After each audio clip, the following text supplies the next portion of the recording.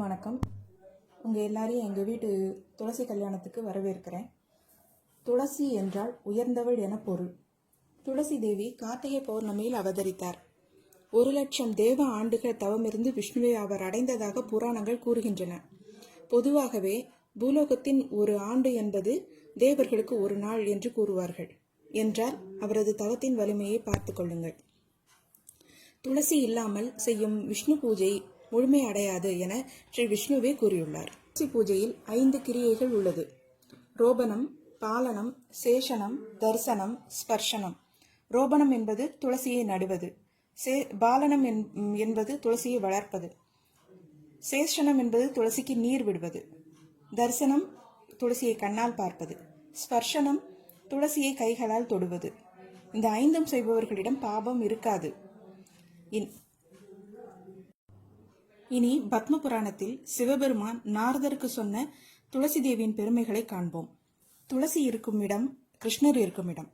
துளசியும் கிருஷ்ணரும் ஒன்று. துளசி தீர்த்தத்தில் நீராடினால் கங்கா ஸ்நானம் செய்த பலன் உண்டு. மேலும் கோதானம் செய்த பலனும் உண்டு. துளசி கட்டையை கிருஷ்ணருக்கு சந்தனம் அரைத்து பூசுவது போல் பூசினால் அவர் ஈடு இணையில்லாத கிருஷ்ண பக்தராகி விடுகிறார். ஒரு துளசி செடியை நடுவதால் 1000 பவுண்ட் தானம் செய்த பலனை அடையலாம். எங்கு ஒரு துளசி செடி இருக்கிறதோ அங்கு 7 புண்ணிய நதிகளும் இருப்பதாக ஐதீகம். ஒரு முறை துளசிக்கு தண்ணீர் விடும்போது 7 நதிகளின் நீராடிய பலன் ஏற்படும். துளசியின் வேரில் இருக்கும் திருமண்ணை எடுத்து தன் உடலில் பூசியவன் 100 கிருஷ்ண பூஜை செய்த பலனை அடைவான். ஒருவர் போகும் வழியில் துளசியை வணங்கிவிட்டு சென்றால் அவரது சகல தோஷங்களும் நீங்கிவிடும்.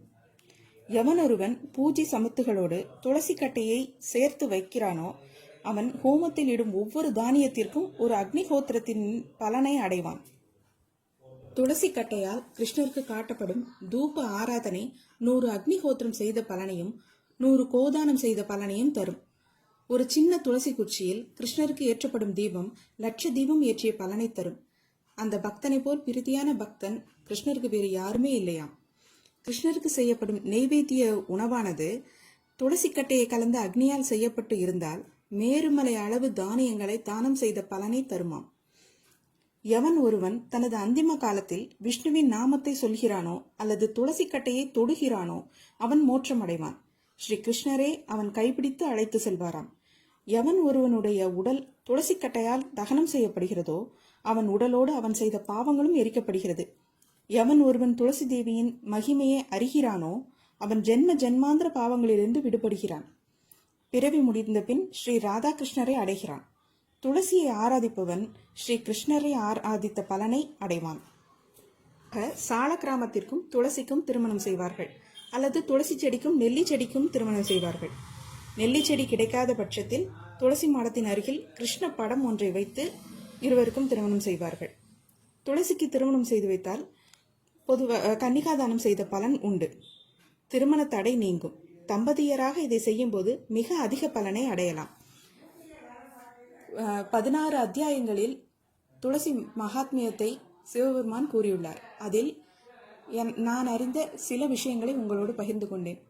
உங்களுக்கு இந்த வீடியோ பிடிச்சிருந்ததுன்னா உங்களுக்கு பிடிச்சவங்களுக்கு ஷேர் பண்ணிக்கோங்க. நன்றி, வணக்கம்.